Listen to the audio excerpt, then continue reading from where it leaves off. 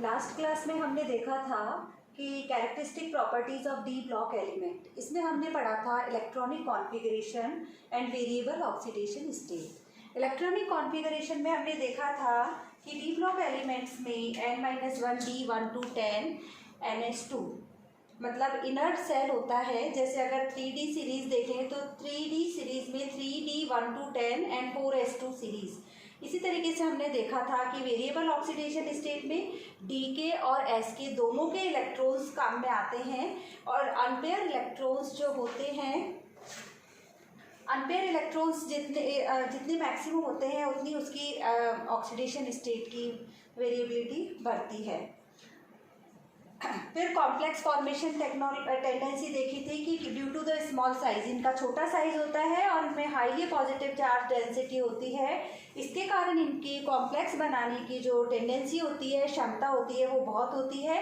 इनमें vacant D orbital पाए जाते हैं जो कि लिगेंड्स के साथ में बाउंड होने के लिए easily lone pair of electrons ligand से ले लेते हैं। और वेरिएबल ऑक्सीडेशन स्टेट, ये सब प्रॉपर्टीज़ हैं जो कि इनको कॉम्प्लेक्स बनाने के लिए प्रोत्साहित करती हैं। Now the magnetic properties, magnetic properties में डी ब्लॉक एलिमेंट में हम देखते हैं कि unpair electrons, number of unpair electrons जितने ज़्यादा होते हैं उतना ही वो मैग्नेटिक प्रॉपर्टीज़ को शो करता है।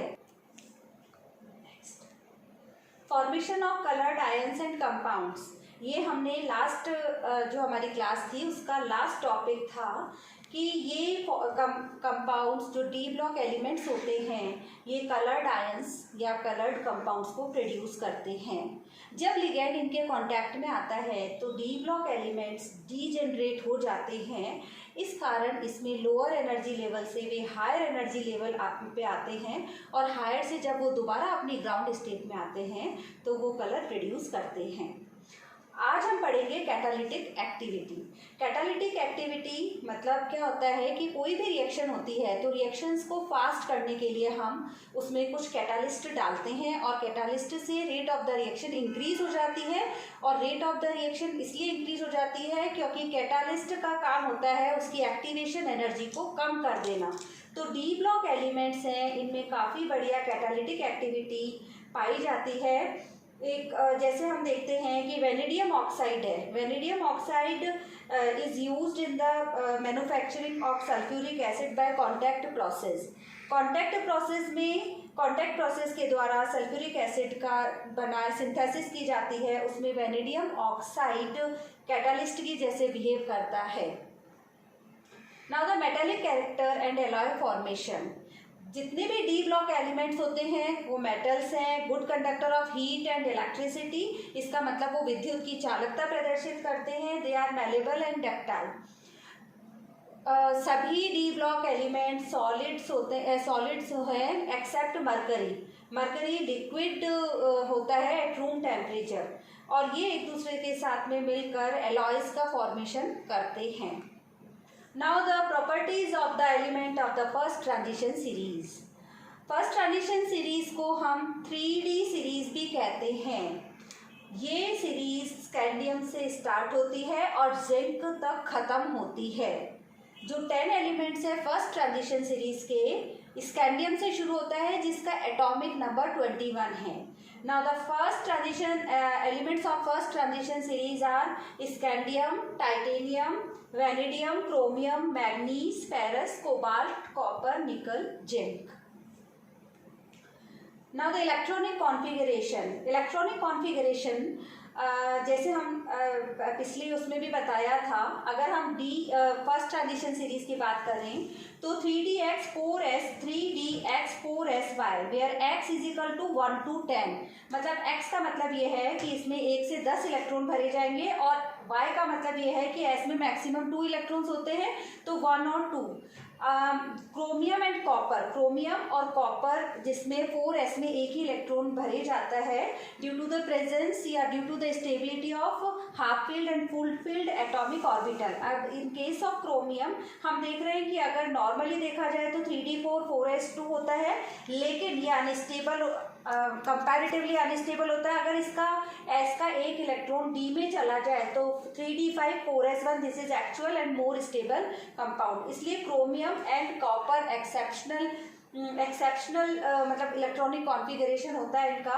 यहाँ भी 3d9 4s2 की जगह ये 3d10 4s1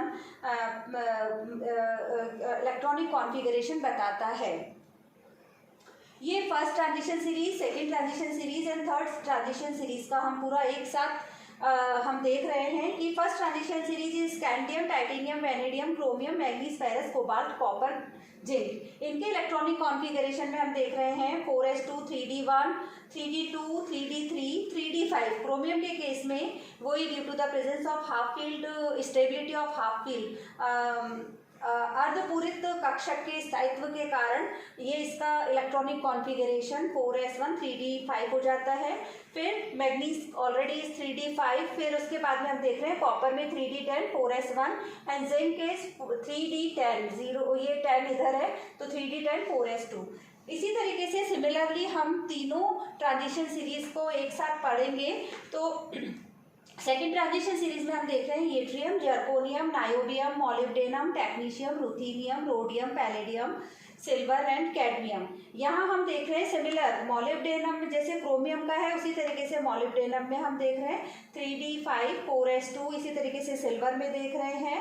और यहाँ हम पैलेडियम में भी कॉन्फ़िगरेशन ये देख रहे हैं कि 5s0 and 4d10, this is 4d10 and cadmium में 5s2 4d10। यहाँ ये due to the presence of full filled stability of पूर्ण कक्षक के कारण इसका स्थायित्व बढ़ जाता है। इसलिए पैलेडियम का जो इलेक्ट्रॉनिक कॉन्फ़िगरेशन है वो 4d10 5s0 है।